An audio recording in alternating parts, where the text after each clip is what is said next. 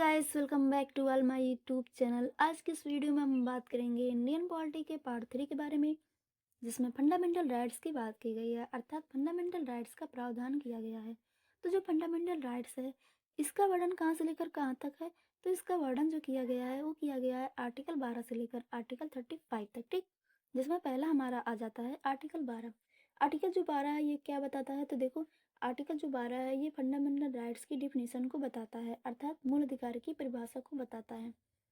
मूल अधिकार की परिभाषा क्या हो जाएगी? तो देखो, भारतीय संविधान द्वारा हमें जो भी अधिकार प्राप्त हैं, जैसे कि घूमने फिरने की, भारत के किसी भी क्षेत्र में आने जाने की, या फिर कह सकते हैं कि भारत के किसी भी क्षेत्र में व्यवसाय करने की, व्यापार करने की, और इसके साथ ही मीडिया के सामने अपनी बातों को रखने की, जिसे हम अभिव्यक्ति की स्वतंत्रता कहते हैं, अर्थात आवाज़ उठाने का अधिकार, सभा एवं समिति बनाने का अधिकार, किसी भी धर्म को मानने या फिर ना मानने का अधिकार, और इसके साथ ही अपने प्राण एवं देह स्वतंत्रता के लिए किसी अन्य देश में भी भ्रमण करने की जो भी आज़ादी छूट दी गई है हमें, ये सब अधिकार हम मूल अधिकार में ही रखते हैं, मूल अर्थात मूल अधिकार की परिभाषा में ही रखते हैं।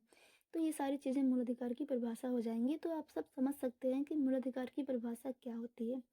अब मूल अधिकार से संबंधित कुछ और प्रावधान हम डिटेल में समझ लेते हैं। जैसे कि भाग 3 को भारत का मैग्ना कार्टा की संज्ञा दी गई है। इस चीज़ को भी आप लोग ध्यान रखिएगा, क्योंकि ये बहुत सारे एग्जाम्स में पूछे जाते हैं कि इंडियन पॉलिटी का कौन सा ऐसा पार्ट है जिसे भारत का मैग्ना कार्टा की संज्ञा दी गई है। तो कौन सा पार्ट हो जाएगा? पार्ट 3, ठीक। पार्ट 3 को ही भारत का मैग्ना कार्टा की संज्ञा दी गई है, जो कि सर्वथा उचित है। भाग 3 में लंबा एवं विस्तृत सूची में मूल अधिकार का उल्लेख किया गया है, अर्थात पार्ट 3 में जो फंडामेंटल राइट्स का उल्लेख किया गया है वह बहुत ही लंबा उल्लेख किया गया है। इतना लंबा उल्लेख आपको किसी अन्य देश के मूल अधिकार में नहीं मिलेगा। ये केवल और केवल भारतीय संविधान में ही मिलेगा, ठीक है। संविधान द्वारा बिना किसी भेदभाव के हर व्यक्ति के लिए मूल अधिकारों की रक्षा करने की गारंटी भी दी गई है, अर्थात भारत के प्रत्येक नागरिक को जो भी अधिकार दिए गए हैं, इन सभी मूल अधिकारों की रक्षा करने की गारंटी कौन देता है? तो न्यायालय देता है, ठीक है। और मूल अधिकार में प्रत्येक व्यक्ति को समानता, सम्मान, राष्ट्रहित एवं एकता को समाहित किया गया है, अर्थात हमारे भारतीय संविधान के निर्माताओं ने मूल अधिकार का निर्माण इस तरह से किया है जिससे कि प्रत्येक व्यक्ति को समानता, सम्मान, राष्ट्रहित एवं एकता को समाहित किया जा सके, ठीक है। मूल अधिकार का तात्पर्य राजनीतिक लोकतंत्र के आदर्शों की उन्नति से है। ये अधिकार देश में व्यवस्था बनाए रखने एवं राज्य के कठोर नियमों के खिलाफ नागरिकों की आज़ादी की सुरक्षा करते हैं, ठीक है। और जो भी और इसमें आर्टिकल 12 के तहत मूल अधिकार के तात्पर्य में आप सबको दो चीज़ें ध्यान रखनी है। पहला आ जाएगा कि मूल अधिकार को व्यक्ति के चहुमुखी विकास के लिए आवश्यक किया जा सके और साथ ही न्यायपालिका को नियंत्रण में भी रखा जा सके, इसीलिए ही मूल अधिकार का प्रावधान किया गया है। अर्थात जो मूल अधिकार है इसे व्यक्ति के चहुमुखी विकास के लिए आवश्यक किया गया है, अर्थात मूल अधिकार का जो निर्माण किया गया है इसे भारत के प्रत्येक नागरिक के चहुमुखी विकास के लिए ही किया गया है और साथ ही न्यायपालिका को नियंत्रण में रखने के लिए भी किया गया है, ठीक है।